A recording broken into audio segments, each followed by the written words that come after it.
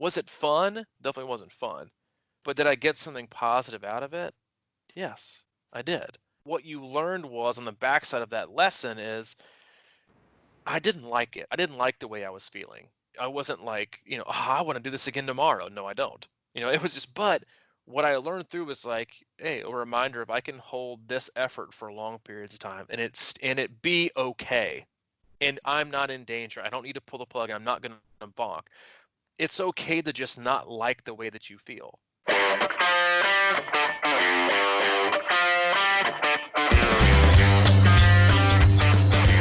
morning, Coach.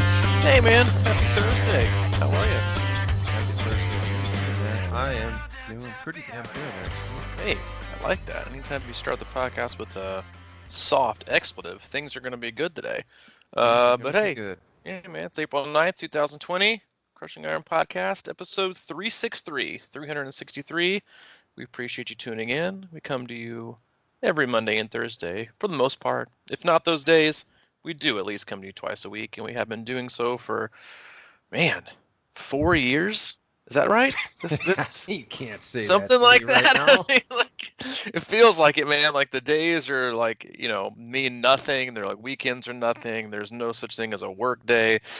It feels like 4 years. But yeah, Yeah. anyway, it was kind of, I Well, was, there's no such thing as time. well, I understand this. I Mhm. know this. I experienced it. I was joking with, or used this analogy earlier when back when I was getting sober and I was in treatment for 90 days, one of the first things they told me when you got there was the days will feel like weeks and the weeks will feel like days. And that is ever so true of how I feel like things go now. Like I generally feel like the weeks kind of go by because when you're in like a confined place, like treatment, like you are in one house and you barely move anywhere. You don't leave, you don't go anywhere, you don't have access to a lot of things. So the names that we have on these specific days of the weeks that we usually associate with, oh, it's just a Monday, like, oh, here we go again, or oh, it's Friday, let's do it, and they're they're meaningless. So they just kind of run together. So you don't have that like miniature timeline that you're like excited about or stressed about or over it, but the days seem like very very long because you're just kind of going through, and that's kind of how it is right now for us. Like the days feel like they take forever. Then all of a sudden I'm like, man, that was another week. Like we'll be 4 weeks in for our family, 4 weeks into this social distancing isolation thing on Friday. Like Hayden has left the house one time in that 4 week span, once. In terms of Well, like getting in the car. Like we play yeah. outside and we do things. Yeah, we're outside, but like he hasn't been to daycare in what will be 4 weeks. We haven't gone out to eat. We haven't gone places. We haven't gone on hikes. Like all the stuff that he's used to doing, like he hasn't gone anywhere. Like, he's just been stuck with the same old for what's gonna be a month. Um, and even that, I'll just share this because it's typical parent life right now. Even though even though we left the house, it was just like a, hey, I wanted to swing by the hub. It's a new training facility that we're opening and just kind of check the progress. This was like 2 weeks ago. So we get in the car for the first time in like 10 days. We're driving around. We get like, I'm talking like a mile away from the training center. And he's like, Dad, I got to poop. And I'm like, you got to. So there's nowhere to go. Like everything is closed. It's like unless you want to like risk like going into a bathroom or like in a gas station. And I was like, so we made a UE like a mile away, and I was like, you know what? Just let's head home. But that's how things have gone. But yeah, anyway, we appreciate you tuning in. This is a triathlon related podcast, even though most of us are far removed right now from any races coming up. It's still what we do. It's still the lifestyle that we have. It's something that we love. It's something that we love to talk about. And we'll do that today. But we cover triathlon, we cover life, all things in between, how they complement each other, how they intersect. And right now, honestly, is just do the best we can to provide you some kind of open, honest discussion that's positive, that can be influential in what is, for the most part, a very stressful time for everyone. Everyone's stress is different and looks very, very different. And we try to respect that, and hopefully today we can give you something to take away that'll help you navigate this difficult time better, because the name of the game right now is coming out of this period of our lives in better shape, in one way or the other. It's not, I think we're all going to have what we would consider losses in terms of either if it's lost time for some people because they're working more, with their families, or it's lost, financial issues in the economy, or, everything stress and what we're going through is different for everyone. I think there's positives and negatives. You got some parents that have multiple kids, and it's like, God, it's so many kids to take care of, and so much like e-learning and things to navigate, and fights break up. And then you got, people with one kid, and it's like, Allie and I, we only have one child, but we're both still working. And he like Hayden is like giving up his nap. He wants to go like 24/7. So he doesn't have anybody to play with. And so, he plays by himself or he plays with us. And so, Yeah. yeah, I think Yeah. we're all kind of That going sounds through fun. our, yeah, it is fun. No, I mean Like playing this, with you guys. yeah, He it is. wants to It's play kind with of his fun. Like, buddies, man. it is. He's playing with his buddies. Like we are his best friends, and I love it that. But I've like created landscaping work and projects right now because he loves to like work. He's like, hey man, let's go outside and work. I'm like, fuck, here we go. Sure, let's go outside. So Hey, we, how are you doing that? Are you picking it in like small doses? Because oh I've been dude, thinking about that as far as my house projects go. It's so I much better. I am usually a guy that's like, we're gonna start right now, and we're not stopping until we're finished. Like it's gonna Mm-hmm. get done. Like I want it complete. I don't like it hanging in the mist. Right now, I'm like, hour today, 30 minutes tomorrow. I want it to linger. I want this to go for a while. So if you were to drive by our front yard right now, you would look basically for what's probably gonna be the next 2 weeks as we're reshaping our landscaping bed with the rock outline. I dig up some grass. I'm moving some rocks around. Then we got to plant shrubs. Oh, I'm dragging that thing out. Every day is like, let's go out and shovel and rake. I'm like, yeah, let's do it, man. You can shovel and rake that exact same dirt pile we've been focusing on for the last 3 days. And if it's just one more thing he can do outside, then I'm all good with it. But anyway, No, I that's think it. the That's what we reason I do. bring that up, dude, is because it's. I feel like there's an analogy there, and we like analogies. As far I as do. like, you can't get, your whole race fitness here in this little block or whatever, but uh, I've been, like I said, fixing up the house. So what I'll do is like I think, okay, I'm gonna go paint the basement stairs. Well, first thing I'm gonna do is like sweep and then just wipe them down. I'm gonna let that go for a little while, and I walk around or whatever, and then I get the urge later, and I'll paint, and I'll just get out the roller, trim it around, paint it up, and whatever, and then. But I've also been doing this thing, and I think I mentioned it a couple of casts ago, this circuit or this circuit thing, Mhm. where I've been doing the push-ups and bike, what are those called? Bike core work. What are those called? Mhm. Bicycles or Yeah, whatever. bicycles. Yeah. And then I'll just hang on my pull-up bar for like, so I would just do like 25 push-ups, 25 bicycles, and then hang for 25 seconds. And that takes me like 2 minutes. And I just mix it in throughout the day. It's not like I have to carve blocks all the time, Mm. and I've been jumping on my mountain bike and riding like 45 minutes or whatever in the middle of the day, whenever. It's like, so I'm thinking in terms of these little steps and little things that, because we can't finish everything. I mean, that's the illusion is that you want to be done all the time. Right. And I this want to it. I me is want creating, it over with. right. Yeah. You start a project. I used to be like that when I used to work back at my screen printing shop. We'd start a t-shirt printing job. We'd print 200 shirts. And all I could think about was when we started was being done instead of like being in the process. Right. Yeah. And I think that a lot of people think of that workouts that way. It's like, you create mini sections of your workouts and kind of keep it interesting that way or different, like, and not worry about like the end product all the time. And I think that's really a good sort of step in the right direction to living in the moment because of what you said earlier about like the days turn into weeks and the weeks turn into days. And it's sort of like time is weird anyway. And if we have this big weight upon our shoulders, like we want all of this to be over now Hmm. and we can't think about the moment. I mean, this is the ultimate test of living in the moment because there's so many uncertainties. I mean, we've got like Hmm. 8 billion people in the world. Nobody knows what's going on. It's trying to like I was saying, trying to wrap your arms around the wind. You just can't do it. Ooh, I And really, like that.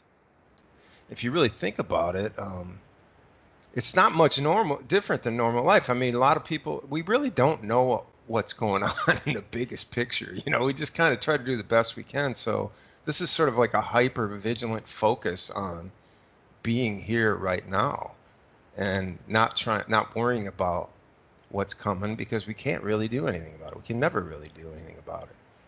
And it should like give you this sense of why do I need to rush? when there is no definite like end date. Like there is no, all right, on August 1st, it's going to be over, right? So like you have this deadline. There is no deadline right now. It's just kind of infinite. This like period. It's like it'll just be over when it's over. And I think that, 100%. and I think that should like there's this. This is from my landscaping. I run like this very very same route like for the majority of my runs, and I passed this house, and they have been working on their entire front yard like this, like extravagant like display of patience and landscaping combined for at least the last 4 months. And Wow. they're what I would say is like they're now getting like toward like 50% complete. Every day I pass it, I'm like, man, I just want to knock on the door and be like, I love what you're doing here. I love this patience. They're not hurrying it. They're not hiring anybody. They're just kind of like, we'll get it done when we get it done, and we're just going to take it, day to day, week to week, and do the best we can this week, and then create this whole thing. And it'll be over when it's over. And I think I mean, as athletes, like we love to rush through these. We love to get to a race, and then it's an interesting feeling, a kind of phenomenon that we have as athletes and as people. Like we're obsessed with the start and the finish, Mhm. and that's basically it. Like we want everything to be over just so we can start over again and then hurry up and rush it to where we would just get done again, instead of like focusing on the meat of it, which is the middle. And what's the most important part that you'll remember is all that time in between the start and the finish. But I know I agree, it's an interesting time, um, because no one knows. It's not going to be like, hey, like a light switch is going to be turned on. Like, hey, the world is back functioning as it always is. The economy's open, jobs are back, restaurants are open. Like, it's not going to be some like joyous day, even though we'd like it for it to be like some joyous day where it's like, hey, the world is back to normal. And everyone walks out of their house at the exact same time at, noon on a Thursday in May. And like we all embrace and like, we're over, it's past.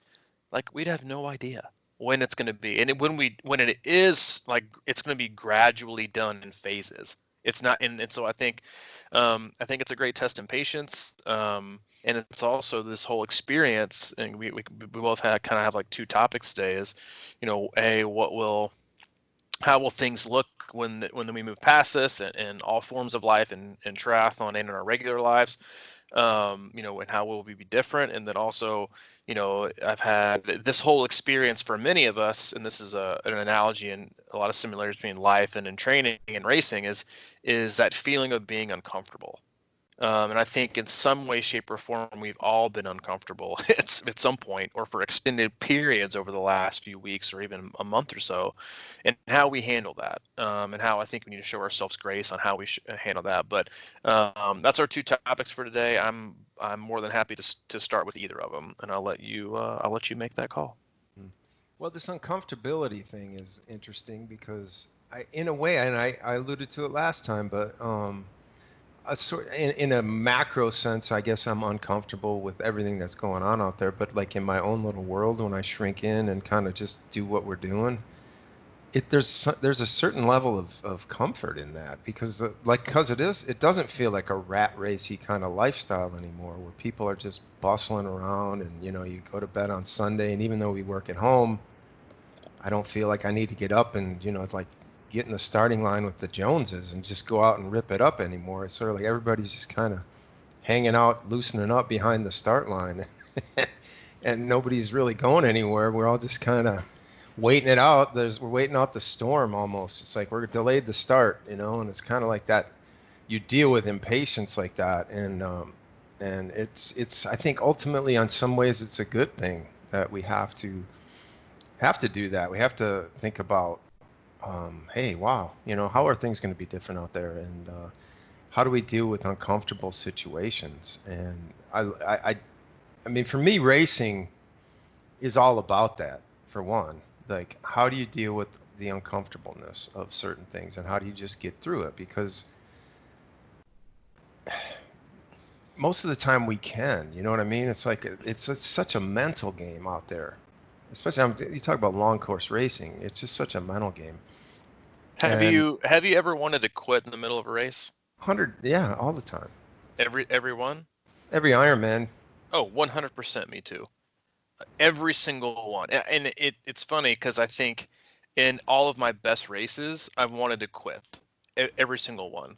I've always been like, man, God, it would feel so good to just not do this right now, Oh yeah. um, and just like let it go away. Like that's like what kind of spurred on this like topic was obviously that a lot of us are in some form right now uncomfortable, with what's going on, whether it's anxiety, whether it's the economy, anything. Like we're just uncomfortable with it. But I've had a lot of athletes recently, and I think it's kind of compounded because of the higher stress runners. Like, am I going hard enough, or how can I get more comfortable? Is get comfortable being uncomfortable, um, and how quick we are to pull the plug on relief, and that we associate being uncomfortable with danger. And I think it's an important topic to discuss because a lot of athletes judge themselves very harshly on, I just don't know if I'm going hard enough, compared to so and so. And I think it's important for you all to understand is that being uncomfortable is relative.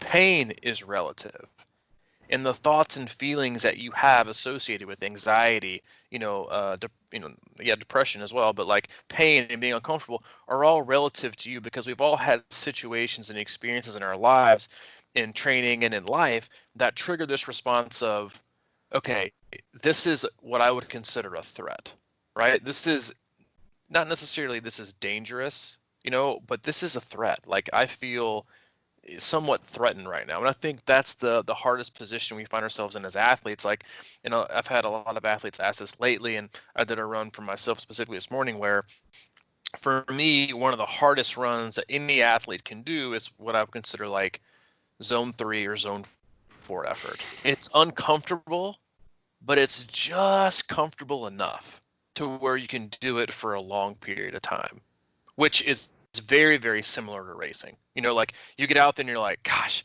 this isn't easy, but it's not overly hard. It's just kind of, it's not comfortable enough for me to think this is cool and I'm good with this, but it's also not uncomfortable enough for me to think I need to stop right now, which also brings about its own challenges, right? Because if it's not uncomfortable enough, then you're not going to have those triggers of, I'm in pain, my body is in danger, which triggers a response for me to stop and slow down and basically call it a day, right? But if it's barely, if it's just over that threshold of comfortable, like into that uncomfortable zone, it's like, all right, so how long can I sustain being, not in my safe place of being, like comforted, which is like most people's like zone 1, zone 2 effort. And so a lot of people have these issues that they find themselves in by judging how other people can what they would consider digging deep. Well, again, like everyone has a different response to being uncomfortable, and what level of pain or what level of being uncomfortable raises that threat of, I need to stop emotionally, mentally, and physically. I'm done. I can't handle anymore. But also how quickly we are to want to relieve that as if it's bad. Walking, oh, that would feel so good. Like, in an Ironman or a 70.3 or whatever race it is, open marathons especially, or half marathons, like you get to like 7 to 8 miles, you're like, God, I got this much longer to go. I'm uncomfortable, but I can probably hold on. But God, it's going to be for such a long period of time. I can't wrap my brain around that. But man, I could make it all go away with just one step, and I'm starting to walk. And man, this feels better. And how much we crave What a this temptation. yeah, I know, dude, it's crazy. But like how like much like we attach ourselves onto that relief as if it's a good thing. But how much we fail to learn by our ability to sustain being uncomfortable. And I mean, I know for myself, like I never used to be.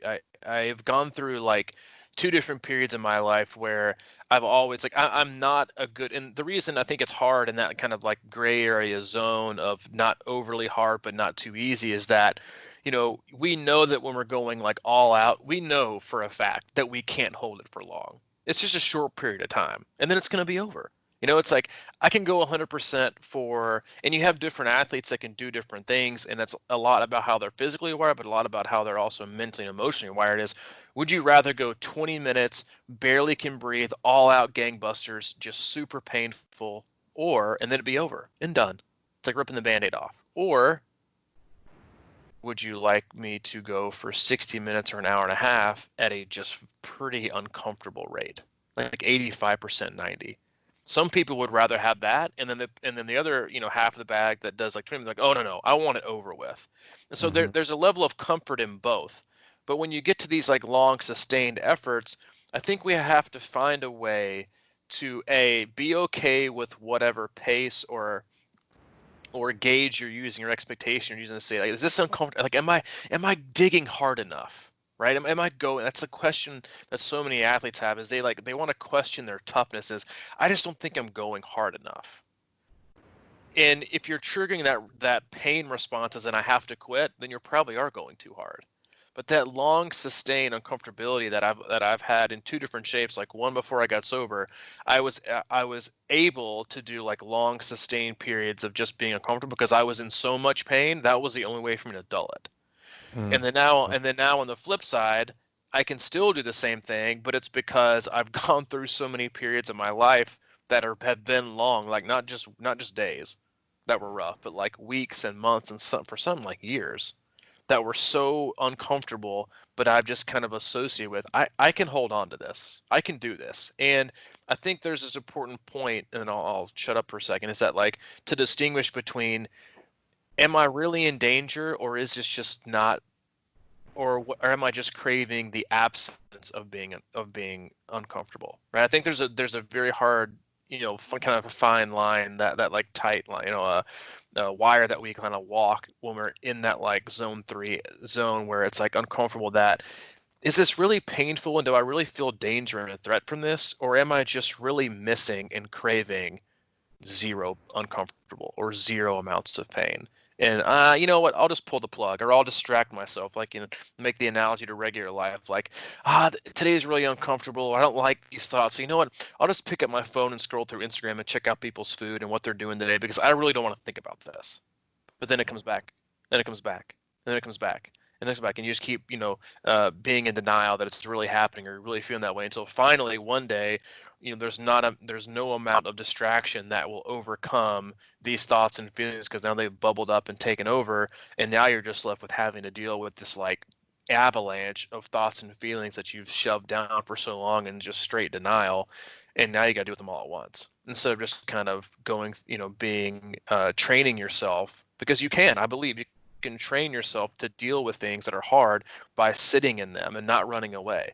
Sitting in the pain, sitting in the grief, whatever it is, understanding that it's there, not running away from it, absorbing it. Just like you go out for these long runs, you do your first mile, you think, gosh, I don't know how much longer I can do this. Let me just see if I can do it for another mile. Let me see if I can do it for another mile. Oh, now I'm halfway through. I wonder if I can do this for another mile, because I'm not in danger, and I can hold on to this. I might not go any faster, but I can hold on to this, and then you just kind of see where you go. But I think it's a hard topic, because again, I think people's past experiences with either trauma or racing, or sometimes even like coaching or your parents, like, breeds this level of threshold. That's why I don't think we can ever judge people on their pain level, because it's all relative to their experience in training and their experience in life.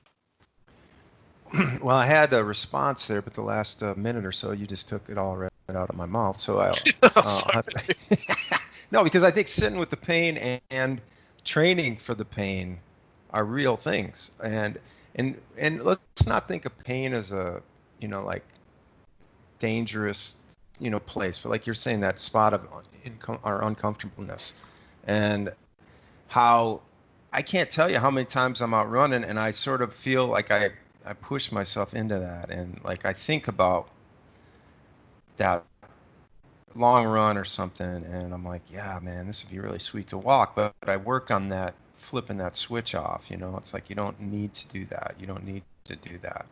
And when you go through some of these races, it's like, I mean, a lot of our listeners, I think, are also tuned into this David Goggins thing, and this is really sort of his baby on a lot of levels. Is that he's basically don't listen to that stuff, and really what he talks a lot about is callousing your brain so it Hmm. doesn't like flip to going to Instagram just because that's the easy thing to do. And it's almost like you're talking about your neighbor, whether out there or that shoveling a big pile that first day going out there, you're going to really hate that or whatever. And the only way to get make it easier or to be more tolerable is to go back at it and to go back at it. It's sort of like, I do like his analogy of building calluses on your brain, because that that really is the thing, you know. It's like being able to sit with that pain and not give into it, and then just like building, like it's like building muscle, right? It's sort of like build the you were talking about yesterday in the Zoom cast, sort of like just what was the thing? The analogy of the slow running where you have a lot of things versus two hard ones or whatever. Yeah, well, it's about recruitment, like, and how, like, I use the analogy of, Yeah. like, when you run easy, you're recruiting, a vast majority of slow twitch fibers, and you're increasing capillary efficiency and growth, and you can do that every single day. And let's say I used the analogy in that Zoomcast yesterday of, like, picking teams for a tug of war, in terms of, like, strength and power and who's going to win. It's like every day I can go out and pick 20 to 30 team members that they may be lighter and a little bit weaker, but I can go out and pick them every day for my team. And then the other team only gets to pick every 4 to 5 days, and they can only pick 3 to 4 strong people. And it feels better and it looks better in a vacuum. But then when you look at them as you combine the teams, after a week's worth of picking, I'm gonna be rocking with 1,000 people and 1,000 opportunities, and that combined strength versus you're gonna have like 5 or 6 strong dudes. Like, I know it looks better if you're just taking a picture of your team, but I'll take mine. Yeah, I'll take your team too, man. I think about like going back to that race at Louisville, that hot race, and because a lot of people have been talking about the flip of Chattanooga 70.3 into August, for example, and what that's like to deal with that kind of heat. And we've seen it actually at Chattanooga the last couple of years. And getting through that, and how do you prepare for that? I think so much of that is preparation, and being able to, like, I was thinking about Louisville and how I actually finished that marathon. I have no idea, but I do know that the trouble for me always starts with being at the end, like we were saying before the beginning, because you can't it's sort of like in life, you can't put yourself out there too far because you just never know what's going to happen. You just have to take manageable steps, right? And like you're saying, recruit almost like those nutrients or that good thought process or whatever it takes to get you to the next place. And you have to take it in steps and stages and all that sort of stuff. And it's such a huge challenge to get from the beginning of a marathon, Ironman marathon, to the end, and especially if the conditions are whacked out. If you're running out of transition two and thinking about the finish line, that's a bad place to be. And I think that with this analogy with the pandemic and the locked in the house and the whole 9 yards, I think it's the same type of thing, man. We have to take our steps and work on the little things that we can do right now to become stronger in the end. And it's sort of like, how do we, it's almost like how do you throw a negative split on, shelter in place? Um, because can you see how easily people would start to really fade if this keeps going on? So I'm just saying, like, I'm trying to get my mindset in a place where, like, okay, I have some things and places I want to be when I come out of this, but I'm not trying to get that whole way just today. I want to be like, okay, let's as positive news or momentum starts coming out, that's when I want to start feeling like, okay, I've been working for this. I've been training for this.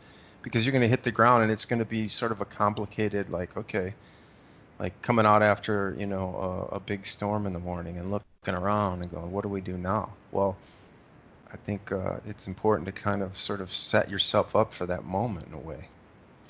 I think I love what you said right there. I think, like, one of the most underrated aspects that athletes that train consistently, and especially during periods like this when stress is so high, is that you might not be showing yourself right now, because there's so many things to take into account right now in terms of athletes training when, like, the stress is high no matter what. whether you're at home and you've now lost your job, or you're furloughed for a period of time, and your kids are at home, like you have a tremendous amount of stress. Like there are so many thoughts and things weighing on your mind, regardless of how often you check the news or how often you don't check the news. Then you have people who are still working and have less kids at home, but while they're at home, they still have to work. Like they still get to work. So that means more stress because they have to keep working and have this job because they want to keep it. Like we're all stressed. And the impact that it's having on your athlete's training is that your heart rate might be higher, your perceived effort might be higher to get the same pace you were so used to. But then you also add in like the time of year that we're in, which is like one of the most challenging times of the year in terms of fitness and gauging your effort and what's coming and what the output is and how to analyze that, is because you're going from 80s one day to 40s the next. You're going from bad air quality to good air quality. You're going from like high pollen count and allergies depending on where you live that really affects your breathing and how you're doing things, like, and then you're thinking, oh, now I got to go out and run, but I also have all these things weighing on my mind. That's anxiety. How are my kids doing? How is life doing? Is am I doing the right thing by being out here? Oh my gosh, there's a runner over there. What do I do? Like, there's it's elevated. It's all increased. And I think where we need to kind of take a step back and give ourselves a pat on the back is that just by the mere fact of getting up and doing your shit, you're persevering. You're showing yourself that when it comes to race day, things might happen. Things might not be ideal, but I can keep going because I've been doing it the last month, and I'm going to continue to do it for the next month. And it's just an interesting revelation I think a lot of people are having, and I reference this kind of that article I shared with the team on Monday when I took a day off Tuesday, is how like people are shifting and kind of reach their preconceived and previous expectations, right? Is that I gotta be this and now it's just like, dude, if you're just going to come out of this and you're going to be okay and your kid's going to be happy, and even if they're like behind academically, like kudos to you, like you made it, Right. Yeah, man. but That's big. it's so many other aspects of life. You always judge yourself so harshly on the best or this preconceived metric. And right now I think it's just a great, like, societal experiment, both as humans and as athletes. It's like we're a lot of days right now, we're just happy with just doing it and just getting out there and completing something. And I really hope that thought isn't in that approach and perspective isn't lost on us when this is all gone. It's sure it will be at some point, because at some point down the road we'll all get back to kind of the day to day, and those thoughts will creep back in. But if you're just getting up right now and doing something, you are a person. You are showing you have toughness. You are showing you have the emotional, mental, and physical strength to, no matter what, in the face of an unknown timetable and unknown circumstances and obstacles, that you're still getting up. You're still getting out of bed. You're still taking care of your responsibilities. You're still getting out the door and you're still doing something. That is the slowest burn of of callousing that you want, which is also these like longer runs and longer rides that are really uncomfortable. And also the example that is racing. Like you do it over a period of time and you're like, yeah, I can keep doing this because I've done it before. And that's why like these efforts in training that are so long and sustained are so great, like negative split runs, because you're not practicing like a race pace. You're practicing lifting effort as time goes, but also it's not about being comfortable in that zone of being uncomfortable, because there's nothing about being uncomfortable that is uncomfortable, because if it was, they wouldn't call it uncomfortable. The absence of being comforted. What it is recognizing that you're not in danger when you're in that or that feeling or that thought of being uncomfortable. You're not in any immediate danger. You're just not, if anything bad happens. This is like one of the very first things my sponsor told me when I got a treatment was, is anything wrong right now, personally, with you? Is there anything wrong? Is anything bad happening to you right now? No. Okay, then obviously, he would say, like, and I've said before, it's like, then why live in a problem that doesn't exist? And that's so much of what training is. It's like, all right, it's uncomfortable, but is anything bad happening right now? No. Am I in like too much pain? No. Am I in any danger? No. Do you feel like I'm going to pass out? No. Okay, then. Well, then keep going. And I think it takes time and it takes practice to kind of get through that, and you kind of work through that mental barrier, which again looks different for everyone. Like you have have some athletes, this is a positive and a negative, that have had very, very few life experiences that have been traumatic, and they've had very limited experience in maybe even racing, where they can go over that line of going all out because they haven't had those like life experiences that have taught and kind of callous their body and mind and think, all right, I need to step back and retreat a little bit because I feel like I've been here before and it didn't end up well. So I need to kind of be a little more safe. Well, some people, and we know, is like they can just go redline it and just redline it, which can be a positive, but it also removes a lot of their ability to rein it in when they need to rein it in. And then at some point in their racing life, maybe in their human life, they end up going over that too soon, and then they end up having to stop because they've blown their gasket, they burnt their biscuits, they're totally toast. Like there is a positive, and there is a something that can be taken as a plus one, if you will, for your racing, is if you kind of have that reserve, because it what it does, it also makes you listen to your body. Like I think some athletes are really, really well in tune with their body. They understand things, they think through things, they're really aware. Is this a good idea or is this a bad idea? Right? And then thinking through that whole process of, this is probably a good decision. Or is it my ideal decision? No. But is it bad? No. Okay, then maybe I'll just keep going and just go through it. Like I had this exact thought today on my run. It's 60s here. It was 60s this morning in Chattanooga, but the humidity was like 96%. And today I was doing a harder, like 10-mile-ish run, and then tomorrow I was having like a very, very easy 5 or 6 mile run, and the weather's going to be in like the low 40s tomorrow morning, and like humidity in like the 30%. So I'll go out my run. I told Alice, I said, listen, I don't really know what I'm going to do today, to be honest. If I go out and I feel really crappy, then I'm probably just going to swap my runs and make this day super easy. And I'll do my hard run tomorrow when the weather is a little bit better, the humidity is not as high, and I can breathe. I'll be able to breathe better on this hard interval. So I got out my run. I was running super, super easy, and I could tell it was humid. And so I started what ended up being about just under an hour of zone 3 or zone 4 tempo work, like just straight, steady state, no breaks, just 50 minutes of really not being comfortable at all, around 55 minutes. And I started my first mile, and I thought, God, this really isn't that comfortable. It doesn't feel good, right? This isn't, and this they always feel this way. It's not like, because I think it's a mindset we have, like when you're doing sprints or half mile repeats, you're like, I can totally do this because it'll be over in like a second, and then I get to rest.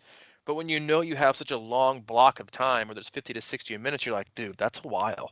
That's a long time. So I'm like, you know what? I'm just going to see what this first mile is like and then gauge how things are going. And then one of the thoughts I had as I was kind of going through this was, the first mile was getting close to being over, and I wasn't looking at my watch, but I knew just from the landmarks I was at, it was going to be over in a second. And I was like, God, if this doesn't feel really good, I'm just going to call it in. I'll just make this my easy run and just call it a day and do it yesterday. And the next thought I had was, well, the race that you're preparing for later this year is not going to be comfortable. It's going to be in Colorado. It's going to be at high altitude. It's going to be hard to breathe.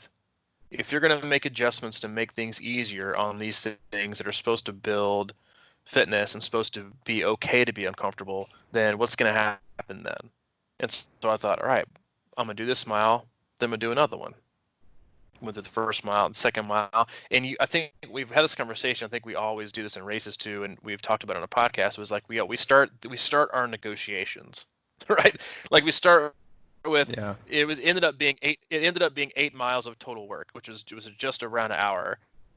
And for me, and I was like, all right, 7:30, all right, I can probably hold this for maybe another mile. We'll just kind of see how it goes. I'm not committing to anything. I'm not committing to around the hour, but I can commit to this next one or the next one. 7:25. I'm like, this isn't that bad. 3's probably going to be fine. Let's just see how things go. 3 around the same. 7:30s. 4 around the same. 7:30s. 5 or else. Okay, now I'm getting closer. I did it for 4. I can probably get 4 more. And you just go through this negotiation of like, all right, this is as uncomfortable as it's going to get, which is very much like racing. At like the halfway point, I'm thinking, my legs aren't going to hurt anywhere because I'm not going to speed up. My lungs are going to feel the same because I'm not going to speed up. So I've already arrived at max uncomfortable state. I've already done it for 28 minutes. I can do this for another 28. I just did it, right? And it didn't hurt me. It wasn't painful. I just didn't like it. And I think that's like, maybe that's a good phrase to use. Like, it's okay to just not like the way that you're feeling. It doesn't mean that you just stop and ignore it. Sometimes it's best to keep going, because then as it kind of went on and went on, then I got to only having about 15 minutes, I thought, dude, you're here. You're already here. Like, and then we start to make those negotiations basically at, like, I don't know about you, but every time I get to like mile 20 at an Ironman, or like mile 8 of a 7.3 on the run, I'm like, dude, you're like basically finished. Yeah, And then you then I start start having being those like, like, damn, I'm bumming. exactly. It's like, dude, you're totally here, man. You're here. And you're not. You have forever left. But then you have that, oh, you're like almost here. And then you get this, like, this lift of, like, inspiration and encouragement. You're just like, dude, you've arrived, even though you have like 15 minutes left of being not fun and uncomfortable. And then you do it and you're like, see, that wasn't that bad. Was it fun? No, definitely wasn't fun. But did I get something positive out of it? Yes, I did. And then, but what you learned was, on the backside of that lesson, is I didn't like it. I didn't like the way I was feeling. I wasn't like, oh, I want to do this again tomorrow. No, I don't. It was just, but what I learned through was like, hey, a reminder, if I can hold this effort for long periods of time, and it be okay, and I'm not in danger. I don't need to pull the plug. I'm not going to bonk. It's okay to just not like the way that you feel. And I think, again, certain athletes tend to gravitate more towards, I like the pain, I can keep going. And then you have other ones that are like, oh, no, no, no, no, no, thank you. If I don't like it, I'm stopping. And I think that's just, it's a measure, and there's specific opportunities where you have to expose yourself to that to get more comfortable with those opportunities, and understanding that it's okay to not like the way that you feel. But it's also okay, on this, in the same note, to say, this is my level of being uncomfortable today, especially when stress is high.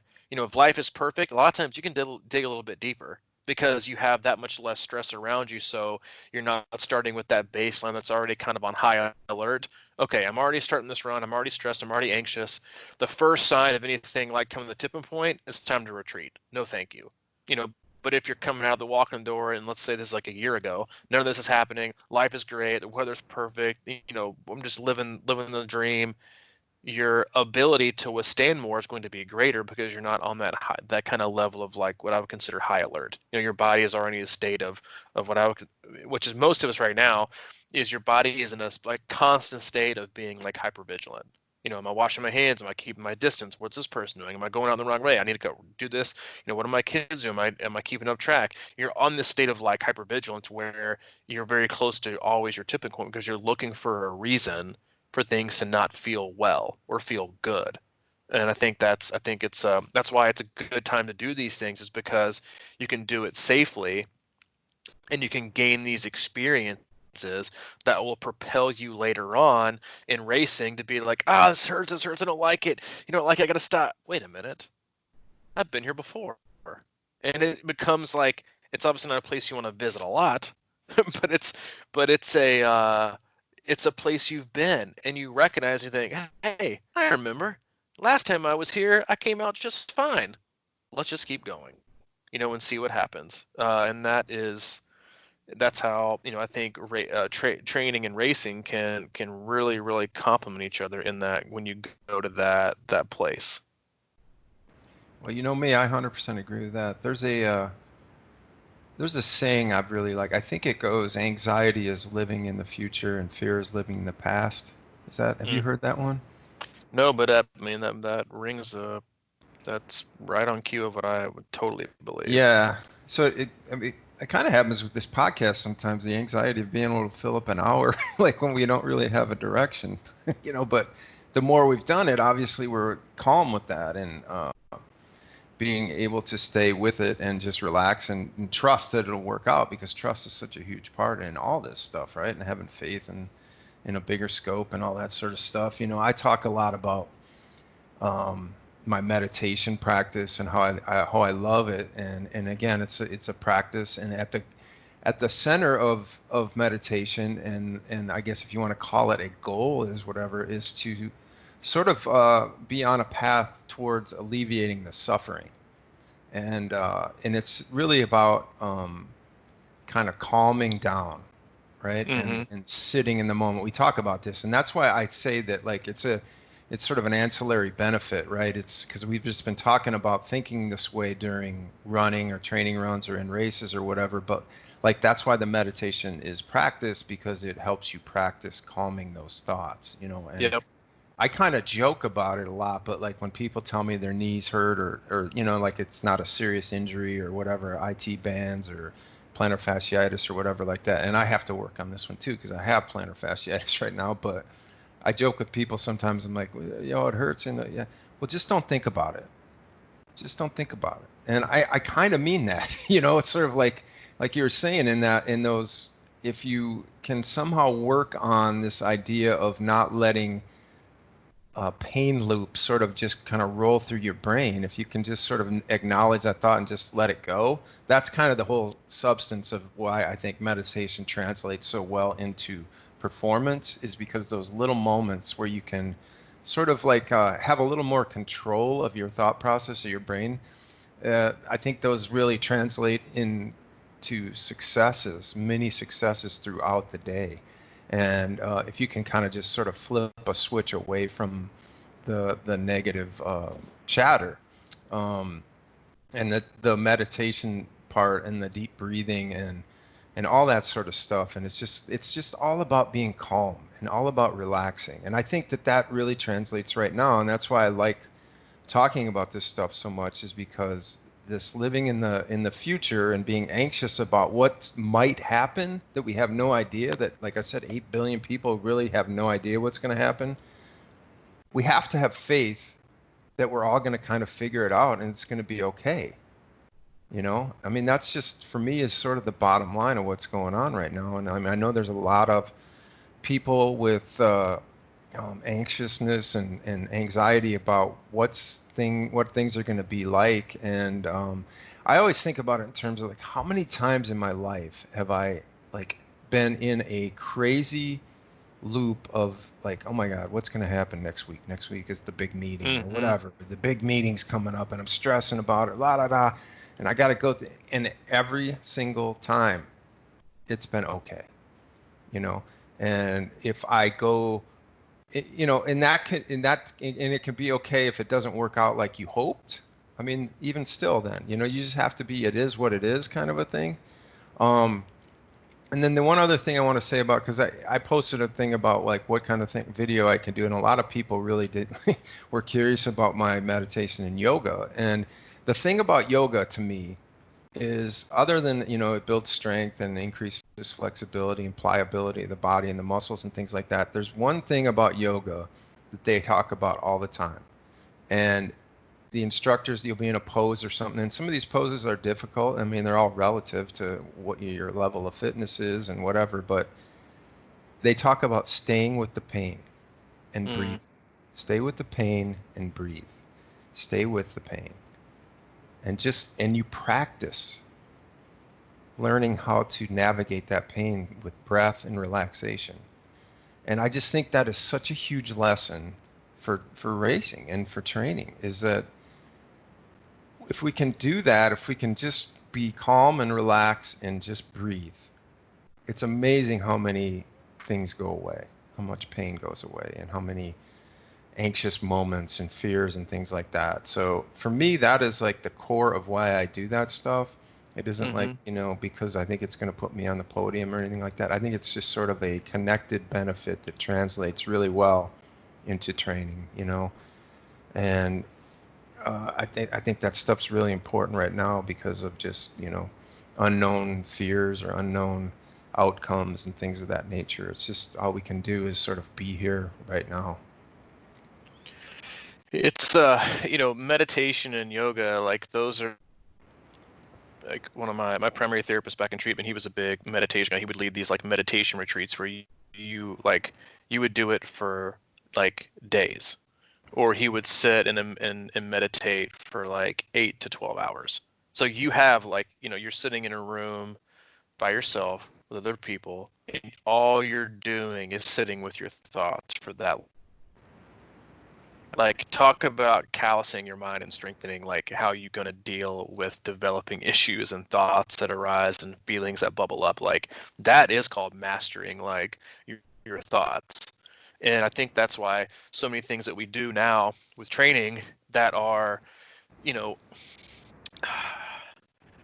what I would consider intertraining, which is like the virtual worlds and the constant music that we always have to listen to, is like, it's meant to just, and I do see benefits from it, because it can in training with specific things, like train you to train or help you train through specific periods of pain or being uncomfortable, because you're focusing on something else, right? You're if you weren't listening to music, the only thing you have to think about maybe is the pain or the anxiety. But if you have like your favorite jam on, you got this virtual race going on a platform or whatever it is, like, oh, I've been focusing on that, and you kind of distance yourself from that association that is pain and being uncomfortable.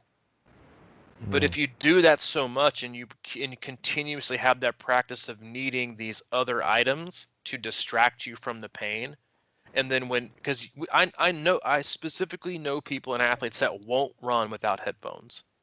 It like leaves them almost in like, not a panic, but it's like, I can't do it. Like, I can't do it. Or I didn't do my university because I didn't have my headphones with me. Like, guess what you can't do on race day? You can't use headphones. You can't have distractions. All you are is left with your thoughts. All that you're left with is how you can deal with your emotions, the good, the bad, the pain, the no pain, the easy, the hard, the liking it, the not liking it. That's all you. And that's why you see people who really, really struggle in races. They're like, I just can't seem to get over that hump. I can't seem to just flip that gear, or I always quit. Like, well, then what are you doing in training? Are you practicing going through those periods of training and those specific sessions that really dial into, yeah, man, this is just, you're just gonna be uncomfortable for a long period of time. And you know what? That's okay. And practicing that and actually welcoming that, because on race day, guess what, dude? You're really uncomfortable from like the time you wake up, right? Because you're like, this is the day. Like, I'm here, I've arrived. Your heart rate is like, for most people, their heart rate is elevated. Like, they're in much better shape. They're tapered. They're really, really fit. And the past like few weeks, our heart rate's like really low, and we're like, oh, dude, I'm just feeling it. Like, I can't wait. I'm super fresh. My heart rate's real low. I'm feeling awesome. Slept like a baby. Night before the race, sleep like crap. All you're thinking about is a race. What's going wrong? Am I in a race? Show up the transition naked. What's going to go on here? Am I going to flat tire? Then what's going to happen if I get a flat tire? Like, what's going to happen? Like, I'm stressing out. Like, I can't believe what's going to happen. I'm bonker. I missed my water bottle. I forgot my nutrition. What if I come back and my tires pop? Most people, like, when they walk to the swim start, their heart rate is already elevated more than it usually is. They're already in this like heightened awareness, and then they're like, all right, well, now I'm already thinking of like thoughts. Now I'm already kind of uncomfortable because of all these people around me, all these doing things. Like, it's just a different mode. And so you have to put yourselves in those, not just those sessions specifically, but also what you're using. They're not crutches, but what am I using consistently that's going to either make me able or enable me to not do these things. And I think that's where a lot of these that's why you see a lot of athletes struggle that only do things inside. When it comes to race day, when you have all these other things, you're only left with your thoughts and your effort and your ability to tell your mind to tell, or have your mind tell your body to keep going. Then you have to deal with the pain instead of turning on your favorite, go-to jam, or the other people in the virtual racing, or that you can't really slow down and stop. Like, that stuff goes a long way. And so I think, you just have to keep going, and you have to keep focusing on just the little things that'll make you more aware and make you more um, able to really, really focus on what's going to put me in the best shape on race day, not just physically, but also prepare me mentally and emotionally for what I know I'm going to have to go through. And certain athletes need to go through things differently, because they've had different experiences. That's why we're all unique. And that's why we should all show ourselves and extend ourselves the same amount of grace and not judge ourselves on other people, because everyone is different. Yeah, man. If Yeah. yeah, I brought it. the morning race thing is so interesting because that you can kind of walk through the crowd and look at people's eyes and see who's like wired and their hearts are already racing a little bit. You can kind of see that. I know, personally, I look for the sign. If I feel like I'm in my wetsuit and I feel like if I want to take a nap, I know I'm probably in for a good day.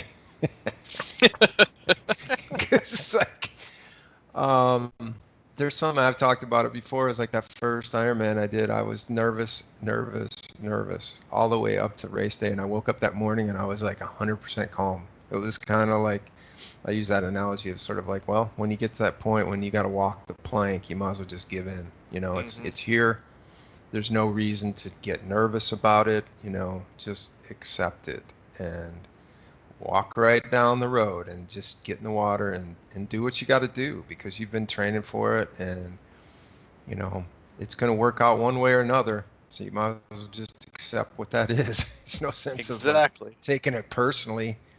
You gave it the best shot you had, and that can mean a lot of things. That doesn't mean that you may not have trained like you hoped, but you gave it the best you had with what you had at that time, that period of time. And nobody's perfect. We do the best we can, and sometimes that isn't as good as we like, but just don't let it, affect moving forward, I guess. Amen. Amen to that. All right. Time, What do you want to time to talk close about? out your sermon. No, that's. I don't have anything else, but you can. Yeah, I'll let you wrap it up and close us out. Yeah, I was just gonna remind people that we have a newish section of our website called the Online Hub. It's on C26Triathlon.com. If you go to the top right tab, click Online Hub or hover, and you can check out a preview. We've got a pay what you want situation going on right now. $9, $29, or $49, and that's good through the end of September. What's in there is a lot of videos about swim, bike, and run. Coach has made some awesome, short, to the point videos that feature a lot of questions that triathletes have posed for us over the time. And there's articles, athlete features, bonus podcasts, and all kinds of things in there. And we don't really have any advertising, and we want to create a great community within our community. And this is a good way to sort of just kind of keep giving information. We're putting stuff in there almost on a daily basis, new things, new information, new entertainment for this time. So check that out. And I guess that's about all I have to say about that right now. That's all I have to say about Plans. that. That's all I got to That's say. it. Yeah. Check it out. Go to our website, c26triathlon.com, for all things about the online hub and then coaching community in our camps. If you have any questions, comments, concerns, reach out to us. You can get a hold of Mike, crushingiron@gmail.com, or you can always get a hold of me, c26coach@gmail.com. All right, man. I really appreciate it as always. Thanks a lot. I hope you have a great day out there. You too, man. I'll talk to you soon. All right. Sounds good, man. See you, man.